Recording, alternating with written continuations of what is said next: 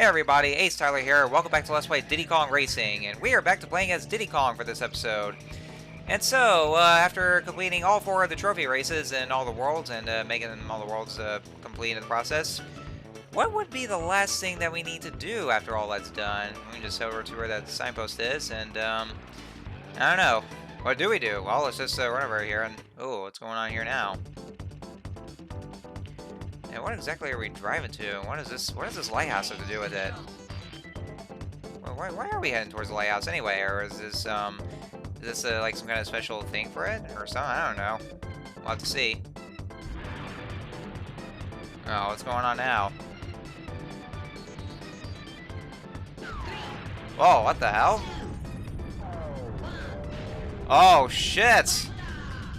Biggest plot twist of all time. The lighthouse was a rocket this whole time. What the twist? Anyway, folks, so here we are. Welcome to Future Funland, the last world in this game, and I guess this will be our only way to get to Wizpig. And so we have the last 4 races that to do. Well, of course, the initial races, and of course, Silver Coin. Yeah, there's still a Silver Coin challenge. This here is a TT door, and this is actually the door that will take you to whichever it needs to go to, and that's where you need all the TT amulets. Unfortunately, we can't go in there because we need all 47 balloons, which is the total number of balloons that we need to get in this game. So yeah, we need both the amulet, which we got, and all the balloons.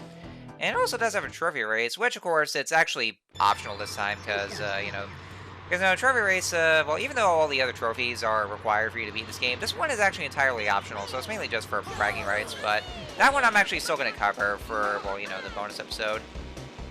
But, you know, it's actually not really a requirement. I mean, if you want to do 100% completion, you know, by all means, but it'd be for just for bragging rights. Alright, so, first track in this game, Space Dust Alley. And, the tracks in Future Funland, they're, well, for one thing, they're kind of long, and they can be a bit challenging as well. Like, they have, there's a lot of new hazards and obstacles, like that spaceship that we just saw right there that will try to shoot lasers at you. And, the other hazards you're going to watch out for are, of course, these electric, these electric bars are there. If you touch those, then you get stunned, and, well, of course, you'll start crashing down. And so that's what you want to be careful for. And watch out for those these little meteorites right there. They'll just be floating around. I mean, they don't really make you crash land per se, or at least hurt you, but they do try to impede your progress. As a matter of fact, so that's what you want to be careful for. You can just try going around that ship as well. But yeah, Future Funland, like, it's actually it's a pretty neat track here. I mean, you know, well, I mean, a pretty neat world. You know, it's actually pretty colorful too with these space thematics. I mean, that's basically what it is. We're literally in space right now because, I mean, obviously we use lighthouse. Well, actually, it turns out to be the rocket to get to space, and I mean, that's probably our only way of getting to Wizpig. But for now, we can just go ahead and talk about this track. So, Space Dust Alley, you know, it's basically a plane course, although I think you do have the option to use the car if you ever wanted to, and I guess also same with the hovercraft. Let it be known, guys, that since it's been such a long time since I played this game, like I haven't really played this game in years. Well, because I did have another copy, which ended up being pretty bad and glitchy. Yeah, I haven't played it so long, and so I don't really remember. Well, I mean, I do remember the tracks for Future Funland, but I don't really remember much of the layouts, like especially for the next track that we'll be getting to. Well, other than that, then yeah, it's actually not too bad right here for this first track. All right, so let's head over to the next one, and it's going to be Dark Moon Caverns. This track layout, I don't really seem to remember all that much, though.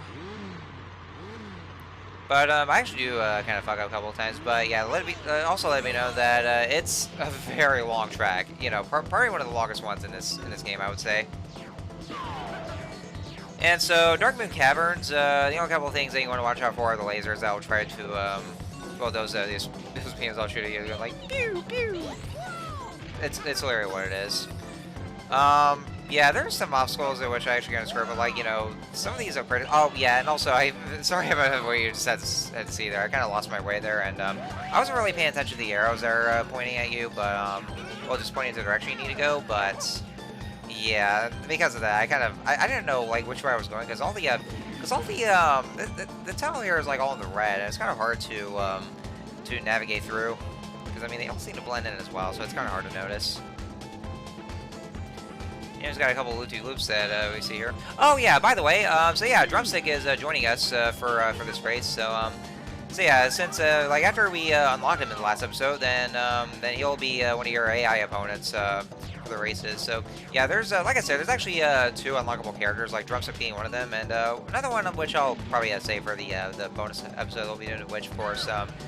As you would already expect, the trophy race for Future Funland is going to be the bonus episode.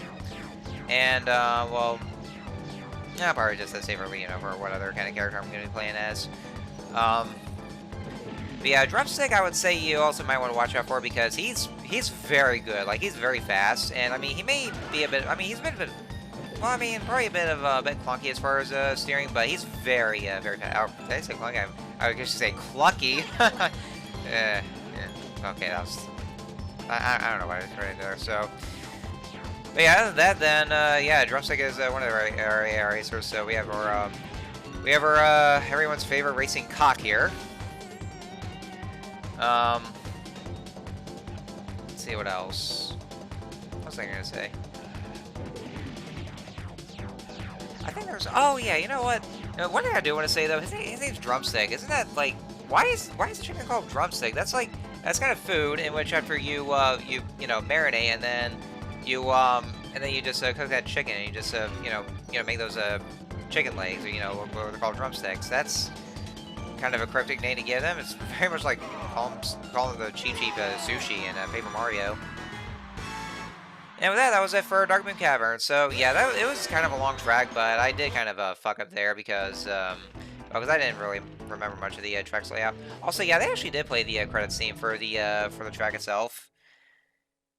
So, I mean, it's actually a good track, too. I mean, I really like it, and it's kind of fitting to use as the credits theme. Alright, track number 3, Spaceport Alpha. And this one, well, the music that plays here, I actually really do like. It's very, it's very, very, what's the word? What's the word I'm looking for? It's very, I don't want to say catchy, but it's like you feel pumped just by hearing this. And like, oh hey, like how it says 64, nice representation there. Spaceport Alpha also does have lots of obstacles as well.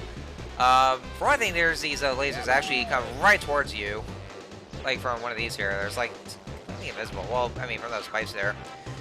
But yeah, some areas will just have those lasers shoot at you, so you want to watch out for those. But just a couple of those rooms. Other than that, it's yet another airplane course, and it's also another track in which you can also use the card after you're done with this one. 337 is what I was saying. Wouldn't it be funny if they actually just put 1 in front of the 337? Just like, okay, never mind. It's like, I'm just finding these old, outdated 2006 memes. Or was it 2007? Right, either one of those, I mean. Or, no, I think it's gotta be at least 2007, because I think that's probably when that whole trend started. I mean, I'm gonna be perfectly honest, though. I never, for the life of me, understood what, I mean, I know they would say that 1337 is supposed to be lead, but, like... But honestly, though, I could never figure out what it's supposed to be. I mean, is there, like, something deep into it? I mean, I know you sick fucks would love to actually just to look deep into that and just make some kind of excuse out of those. Let's see. Yeah, I could never really understand what exactly, like, well, what exactly was lead anyway? I don't understand. It just feels like a mystery to me. I don't really get it. I never got it at all. And to this day, I never understood that whatsoever. But just another one of those tangents to go for. And so with that, that's it for Spaceport Alpha. I like all those N64 logos just being placed in. They really do love to represent the console itself, like either just putting the logos, like, the N64 and the Rare logos. Oh yeah, have you also noticed that on the door on the Space Sally that the counter is set? Well, actually, I'll just explain a little bit. And track number 4 in this world's Star City. Now, there's one thing I got to talk about Star City, though. Like, Star City, I have to say, is probably one of my favorite tracks in this game. Like, not just in this world, but, like, I would say, like, overall. I really do love this track. Not only is it like absolutely colorful, look, it's a rainbow track. But take a look at this right here. You can take a look. Oh my God, it's Epcot. We're in Disney World. That's right, folks. We have made it to Disney World. It's very I swear these tracks here in this world are very like they're very Disney-esque. I would say, like, you know, well, particularly in Disney World.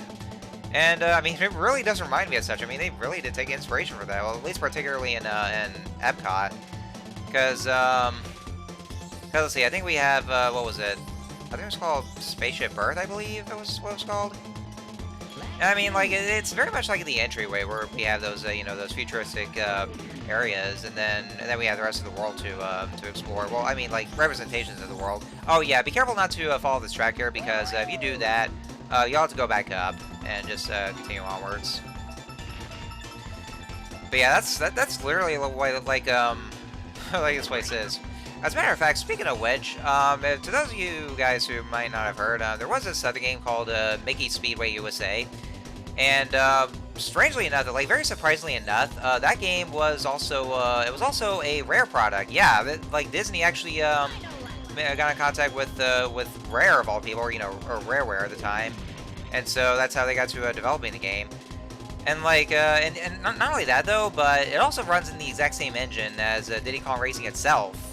So like, it's actually ironic, I would say, but I mean, you know, surprisingly not. I mean, I never really played Mickey Speedway USA, to be honest, because I actually really haven't got the chance to own the game. I mean, I know I've seen other reviews or people reviewing of the game, but yeah, it's like one thing I never would have thought that Disney would actually get in contact with, like you know, Rare of all things, because I mean, because I know most of all they would always just say, you know, always keep in touch with Square Enix with the within developing the Kingdom Hearts series.